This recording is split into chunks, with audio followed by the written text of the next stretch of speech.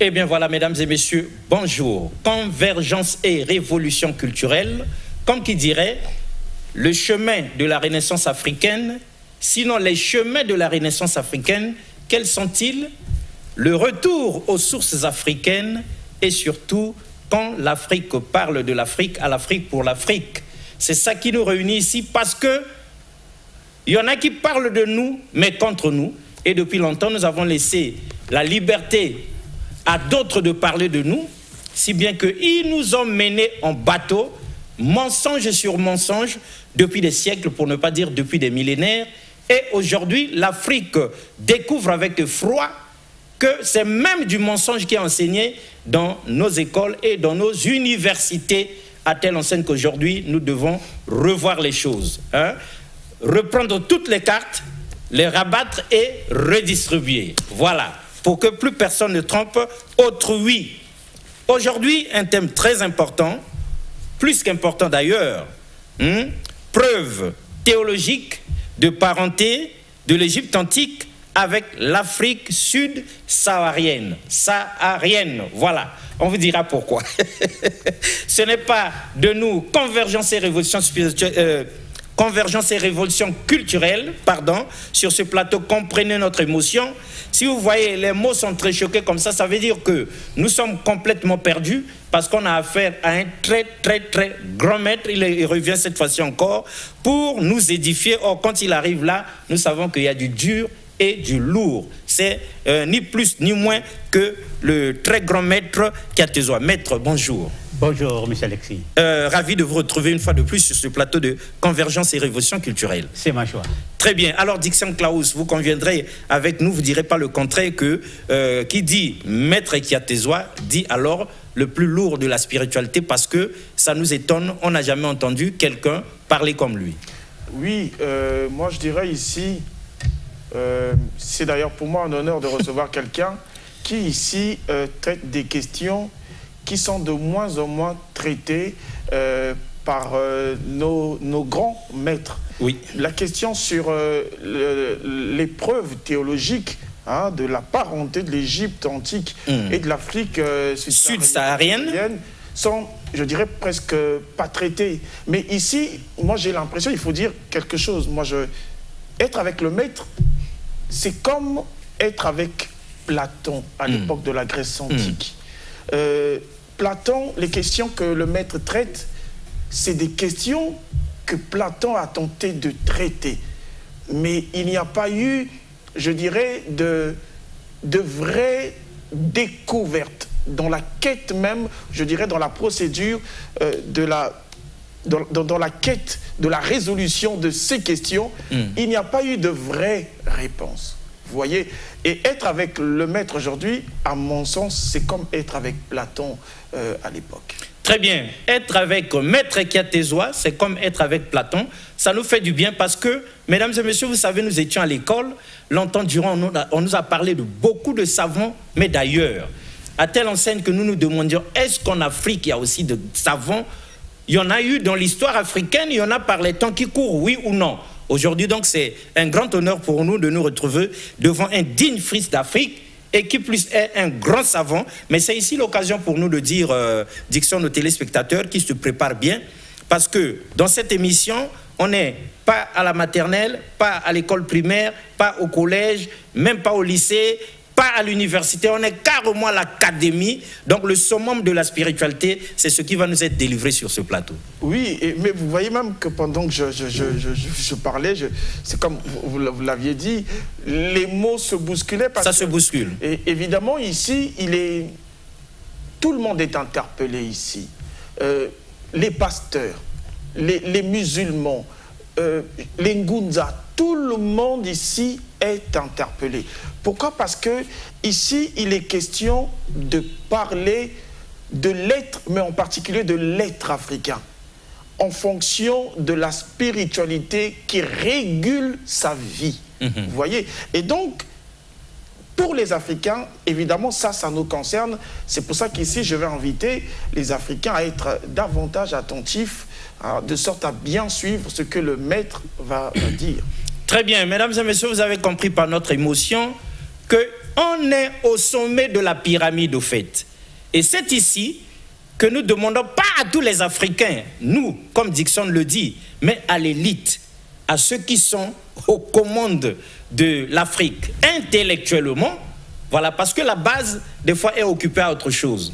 Mais ce qui constitue l'élite africaine, la crème de l'intelligentsia africaine, c'est maintenant que nous devons nous pencher sur l'histoire de l'Afrique, sur notre identité culturelle, notre identité spirituelle, sur notre relation horizontale et verticale, pour que nous puissions connaître la vérité. Parce qu'ici, la pensée du jour est claire. La vérité vraie est essentiellement africaine.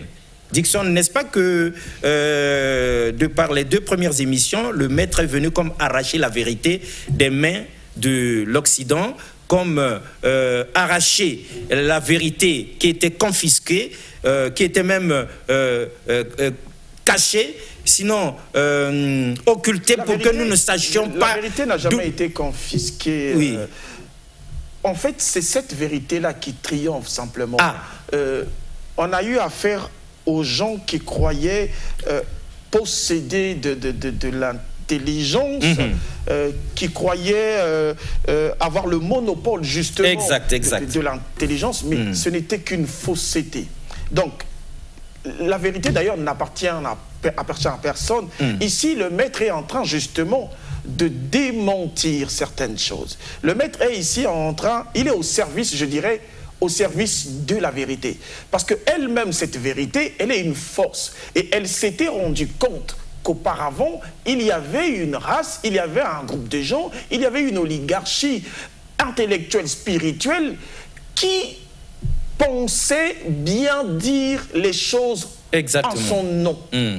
Et cette vérité-là s'est rendue compte que finalement, ils étaient des mauvais serviteurs et qu'il était temps pour cette vérité d'engager, de mandater un vrai serviteur en son honneur. Et ce serviteur, eh ben, c'est le maître que nous recevons aujourd'hui. Très bien, Dickson, vous trouvez les mots pour dire les choses et ça nous permet de comprendre encore beaucoup plus ce qui va se passer sur ce plateau. En tout cas, quelqu'un avait dit, quelqu'un d'estimé universellement avait dit, vous connaîtrez la vérité et la vérité vous affranchira. Or, il se trouve qu'au royaume des aveugles, les borgnes sont rois. L'Afrique a été dirigée par des borgnes venus d'ailleurs, qui nous ont dit des choses et d'autres. Aujourd'hui, quelqu'un qui voit de ses 2 yeux, sinon de ses 3 ou 4, peut-être 7, va nous délivrer la vérité vraie. Alors, maître, notre introduction, quelle impression ça vous fait?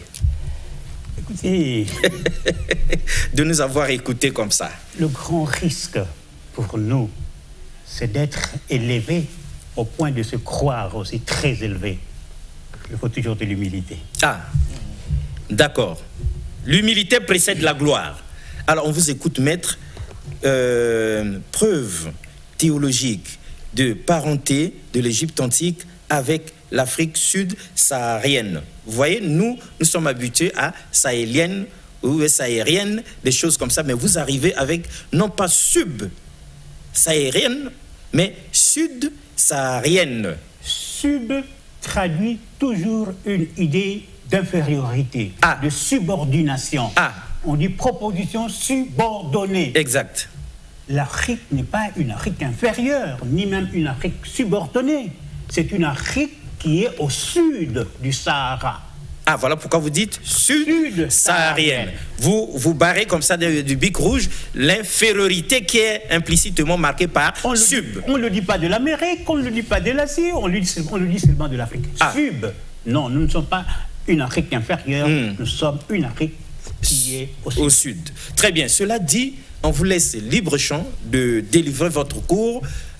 Introduction, développement, conclusion en 10, 15, 20, 25 minutes avant que nous n'intervenions pour poser des questions parce qu'on sait que c'est du lourd. En 1974, il y a eu au Caire un symposium organisé par l'UNESCO où le professeur Théophile Obenga a prouvé la parenté paralinguistique avec le professeur Cheikh Anta Diop de l'Égypte ancienne avec l'Afrique subsaharienne. On vous écoute, maître. Le docteur Cheikh Anta Diop a apporté la même preuve en utilisant la preuve de taux de mélanine grâce au carbone 14. Alors, sur ce plateau, nous allons apporter une preuve additive, qui est une preuve théologique de la parenté de l'Égypte antique avec l'Afrique subsaharienne. Mon raisonnement, mon argumentaire sera le suivant. Premier point, je vais établir une religion scientifique, un modèle scientifique de religion par la déduction. Deuxièmement, je vais prouver que ce modèle scientifique de religion est en parfaite congruence avec la religion de l'Ancienne Égypte, des Sumères, qui appartenait culturellement à l'Afrique, et avec la religion Congo, le Bou-Congo. Troisièmement, je vais prouver que le christianisme occidental en particulier et les religions abrahamiques en général s'écartent complètement ou même détruisent ce modèle scientifique de religion. Ainsi, preuve sera établie que la parenté de l'Égypte antique est naturellement sur le plan théologique avec l'Afrique qui est au sud, plutôt qu'avec l'Occident qui est au nord. Alors, je commence par établir ce modèle scientifique de religion par l'argument. Un argument que j'appelle argument cosmologique kémétique. Je suis un être individuel, vous qui suivez